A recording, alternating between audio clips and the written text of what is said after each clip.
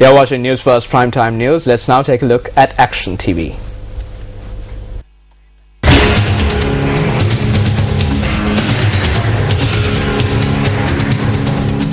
The Sri Lanka Hunger Eradication Campaign, established under the Sri Lanka Hunger Prevention Act passed by the National Legislative Council in 1973, functioned for a period of 28 years before closing down due to the corruption and inefficiency of its administration. The Sri Lanka Hunger Eradication Campaign was re-established as the Sri Lanka Food Promotion Board in 2004 in accordance with the original act. As the Sri Lanka Food Promotion Board functions under the original act established in 1973, the aims of the board is to prevent hunger. The only method through which hunger can be successfully prevented is through the increase in food production. The infrastructure development projects carried out by the Sri Lanka Hunger Eradication Campaign during the 1980s provided the people living in the arid zones of the country with some respite. While the Hunger Eradication Campaign launched far-sighted projects such as the building of tanks and reservoirs to boost food production, the current Sri Lanka Food Promotion Board has fallen to a level where they are restricted to merely selling vegetables at a retail level. The board has one shop under its name in the Dehiwala area. Unfortunately, the vegetables sold at this shop are not produced by the Sri Lanka Food Promotion Board. Instead, it is purchased from a wholesale shop in the Piliyandala area.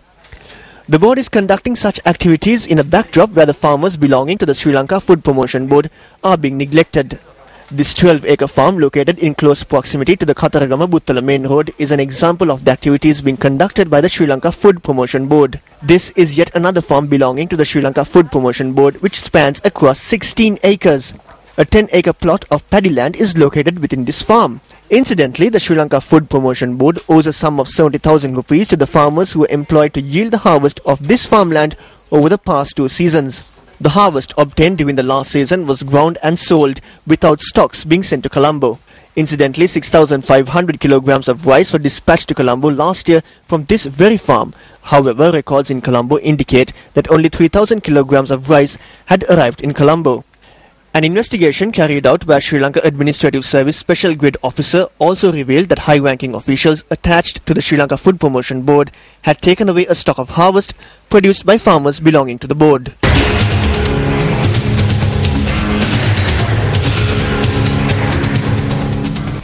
The consultation between women parliamentarians and civil society on the Sri Lankan Women Parliamentarians National Action Plan concluded in Colombo today. Female parliamentarians representing 6 South Asian countries participated in this consultation, which was organized by the South Asian Regional Secretariat for Women Parliamentarians. විශේෂම කාන්තා අයිතිවාසිකම් හරියාකාර විශ්ව වෙන ආකාරයෙන් කාන්තාවට ගරුත්වකින් යුක්තව ජීවත්. Our goal is to establish a society where the rights of women are protected, where women are able to live freely in a respectable and secure manner, where women are financially stable, literate, and their health and sanitation needs are met. We are speaking to you at a time when we female parliamentarians are trying to create a network to accomplish this goal. This was a very successful 3-day summit held in Sri Lanka. ආර්ථික සම්මේලනයක් දවස් 3ක සම්මන්ත්‍රණයක් මේ ශ්‍රී පුංචි ශ්‍රී ලංකාවේ පැවතුණා. අපි දැකපු දෙයක් තමයි කාන්තාවන්ට විශේෂිත වූ සුවිශේෂී. What we noticed is that there are specific problems that are common to all women. There's a very low percentage of women engaging in politics. We also identified violence against women as a key issue in the South Asian region. If we take into account indices on health and education, there is no gender biasness because women are on par with the men of South Asia. However, women in Sri Lanka take a backward role at the decision-making level, which is disappointing. පසුගාමී තත්වයක හිටියේ. ඒ ගැන දැඩි කනගාටුවක් අපිටත් ඇති වුණා. The All Island Farmers Union launched a protest in the Hinguragoda area today, calling on the government to set up a minimum stipulated price for paddy. Addressing the protesters, former JVP parliamentarian Namal Karunaratne said that the JVP will never fail to come forward to fight for the rights of the common man.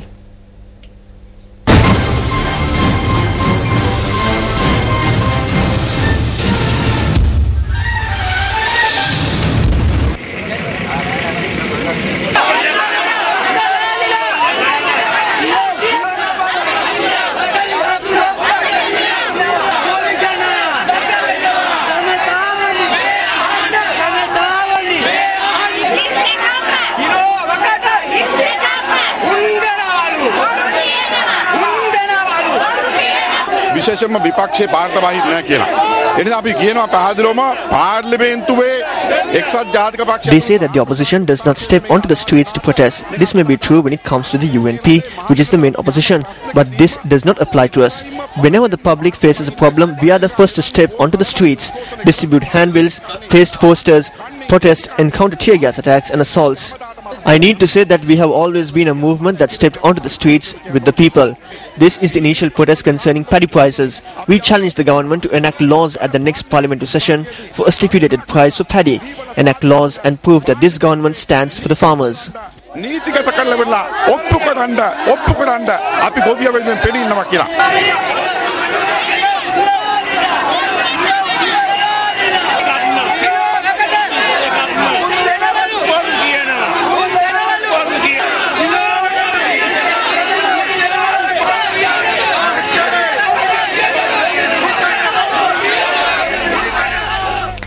Extensive investigations have been launched to nab the suspects connected to an incident where a person was shot dead in a house in Varakamulla, Veerakatiya.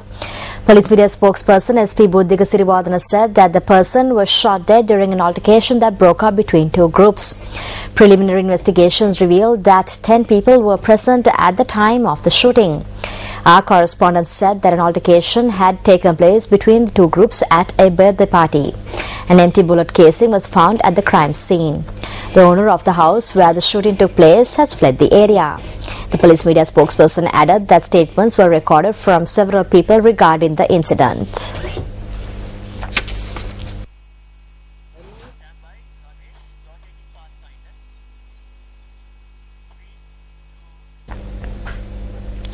The Pathfinder Foundation says that the estimated loss of the Ceylon Electricity Board in 2013 will stand at 124 billion rupees. The foundation requests the government to take the necessary action to ensure that the public would not be burdened over it.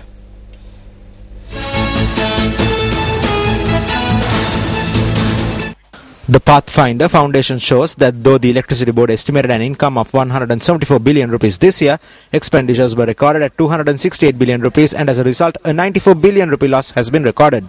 The foundation also reported that when the debt burden of the CEB, which stands at 30 billion rupees this year, is added to the loss of 94 billion rupees, the estimated loss would stand at a staggering 124 billion rupees in 2013. That this 124 billion can be used to increase the current Samurdhi payments by rupees 15 billion or by 8 times. It is also equivalent to 2 times the budget of education. That means education budget is currently 62 billion per annum, and the loss of CEB is twice as much. Therefore, it is necessary for the government to take remedial actions and create a very competitive environment to provide better services at a reasonable price and without creating a burden, subsidy burden on the public. The 13th death anniversary of Madam Takiko Yoshida, who was a pioneer in redefining the preschool education system, was marked today. A special event was held at the Yoshida Preschool in Sabugaskanda to mark the death anniversary of Takiko Yoshida.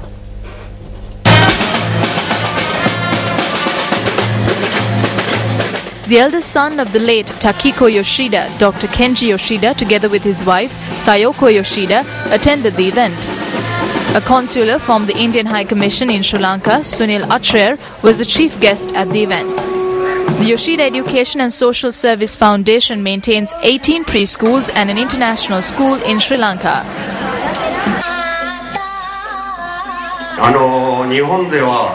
It has been 13 years since my mother passed away. In Japan, only a few would remember a person who passed away 13 years ago. Although almsgiving are held for the 3rd year and 7th, the number of people who attend an almsgiving for a person who passed away 13 years ago is less. This is because by that time nobody would know who that person is. However, here in Sri Lanka, a large crowd has gathered for the memorial marking the 13th death anniversary of my mother. She rendered a service to a small group of 30 to 40 people, but now this institution has transformed into a massive one with branches across the island. I think these children should be considered lucky to be studying at an institution like this.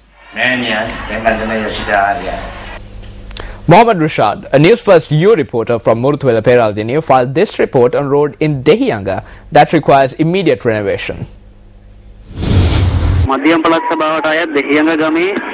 Proposals were made to carpet a 2-kilometer road from Unugollawa to Ottakada in the Dehiyanga village, which comes under the purview of the Central Provincial Council. Since the road is unsuitable for vehicular movement, a humble request is being made for this road to be renovated immediately. News First U reporter Mohammed Rashad, Muruthuwela City. Lack of an intensive care unit at the Dambulla Base Hospital. A 2-story building containing an ICU is vested in the public. 2 years and 2 days have passed since the 2-story building, including the ICU, was vested in the public. However, even today, patients in need of intensive care are being transferred to hospitals in Trincomalee, Matale, Kandy, Kantale and Kurunegala.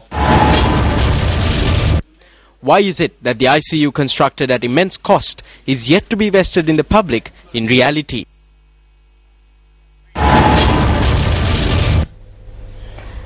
Is a political foundation necessary for one to engage in politics? The ground reality in Sri Lanka is that this question would be met with the response that such a foundation is unnecessary. However, a group of advanced level students from Ananda College, Colombo believe that this reality must change.